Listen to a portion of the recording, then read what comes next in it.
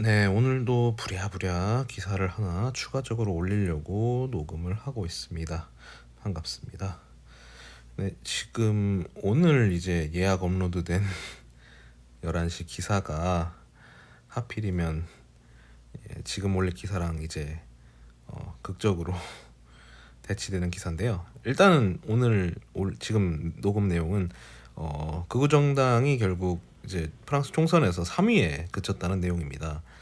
사실 그 전에 제가 다뤘던 기사가 이제 극우정당 1차 조기 총선에서 다수당이 확정돼서 이제 마크롱이 극우정당과 함께 정권을 이제 이끌어 나가야 될 상황에 처했다는 이제 위기 의식을 프랑스나 이제 유럽 전반에서 극우정당의 득세를 이제 우려하는 그런 기사와 제 생각을 다룬 거를 이제 오늘 11시에 예약 업로드가 잡혔는데 바로 제가 지금 보니까 아니 오늘 새벽이죠. 오늘 새벽에 이제 기사를 봐가지고 아 이거는 빨리 올려야겠다.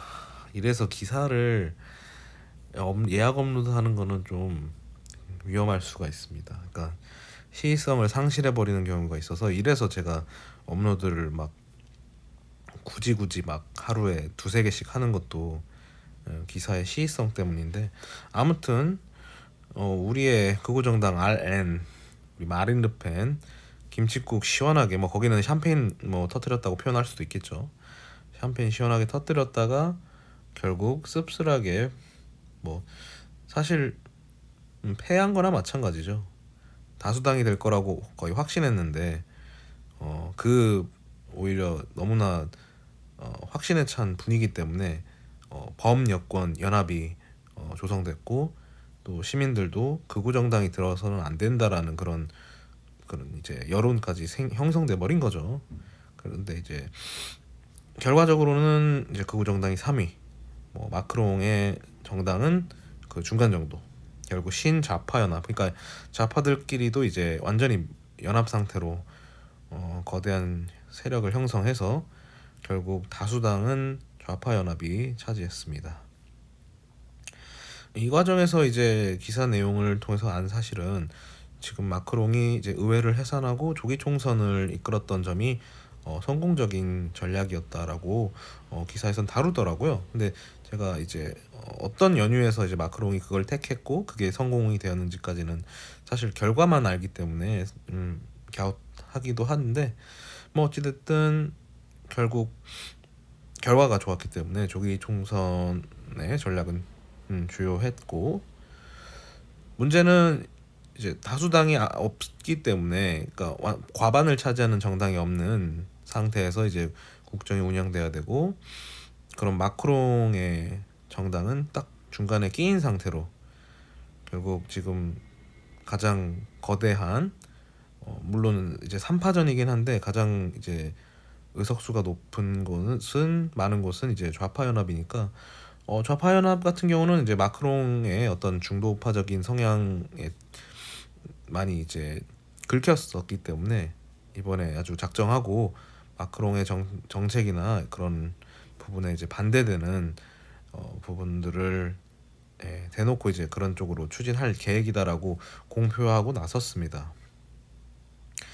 결국 이제 극우 정당을 막기 위해서 이제 좌파 연합이나 이제 여권 정당 둘이 이제 연합적인 성향을 띠고 성격을 띠고 전략적으로 이제 뭉쳤지만 당연히 화학적인 결합이 될 수 없는 두 세력이죠. 좌파적인 성격이랑 마크롱 같은 경우는 예전부터 이제 중도 우파적인 성향으로 인기를 얻었고 신선한 정당으로서 이제 지지를 얻었기 때문에 그런 좌파의 정책과는 많이 달랐던 지지 기반도 있고요. 그래서 둘은 이제 잘 조율하기가 그게 좀 문제죠. 그리고 또 극우 정당 같은 경우도 예전에는 어쨌든 두 자리 의석수에서 지금 세 자리 의석수가 된 거니까 물론 이제 샴페인을 터트린 거에 비해서는 꽤 많이 쪼그라든 상태지만 만만치 않은 의석수를 갖고 있습니다.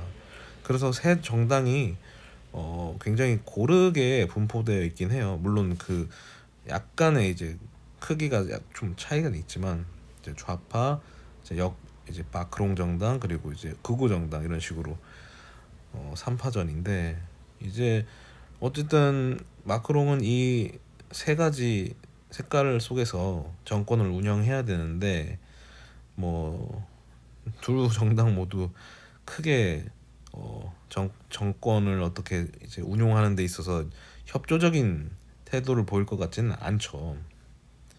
진짜 이제 극우 정당은 자신들이 이제 정권을 잡으면 우크라이나 지원부터 이제 축소하겠다, 이제 빠지겠다, 그쪽에서 철수하겠다 이런 식으로 완전히 이제 트럼프스러운 발언하고, 또 프랑스 그 좌파 쪽은 이제 뭐 아무래도 연금 건드렸던 부분 우리는 이제 임금 상승이나 이제 노동권 보장에 철저하게 이제 투쟁하겠다 뭐 이런 저마다의 색깔로 이제 얘기하다 보니까 마크롱은 이제 남은 임기가 3년이라고 하는데 벌써 이제 레임덕에 대해서 얘기가 나오고 있더라고요.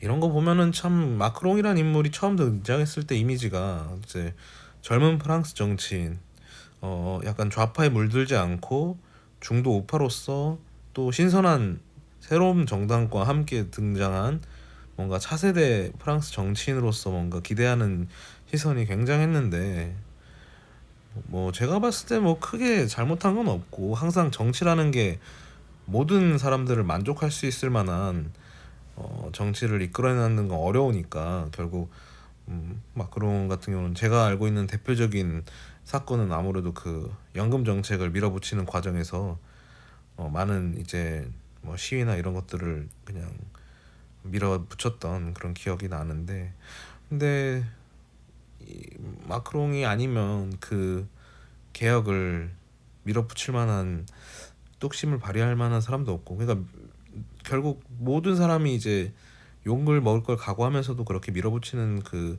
젊은 정치인의 패기가 지금은 레임덕을 걱정해야 되는 정권 그리고 정당 그리고 대통령, 최근에 또 총리는 사퇴 의사를 밝혔더라고요. 어쨌든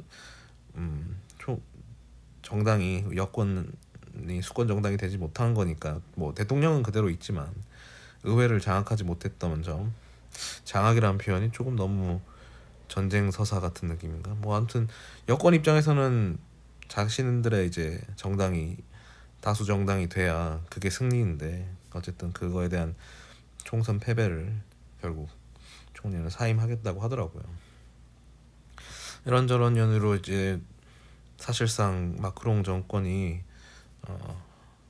큰 어려움에 빠진 건 사실이네요. 물론 극우 정당이 집권한 것보다는 좌파 정당이 어느 정도 다수당이 된 게 나을런지, 그러니까 다수당까지는 아니지만 어쨌든 3파전이고 극우 정당 득세한 형태보다는 낫긴 한데, 마크롱 입장에서는 결국 컨트롤할 수 없는 두 정당 간의 구도 속에서 과연 어떤 슬기로운 전략을 펼칠 수 있을지, 이게 정치 게임이라는 게 진짜 무슨 드라마처럼 마치 좌파 정당이랑 극우 정당 사이에서 뭐 저울질 해가지고 이득을 얻는다?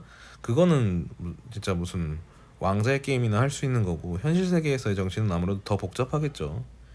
더 말도 안 되는 일들이 일어날 것 같고, 그래서 이제 프랑스의 정세에 대해서 뭐 국제 기사라든가 뭐 유럽발 기사들 보면은 더 혼돈이다, 더 뭔가 알 수 없는 소용돌이에 빠져 있을 것 같다라는 그런 평이 많더라고요. 물론 저는 그렇게 기사를 많이 본 건 아니지만 그런 식의 이제 기사 말미에 내용이 나오더라고요.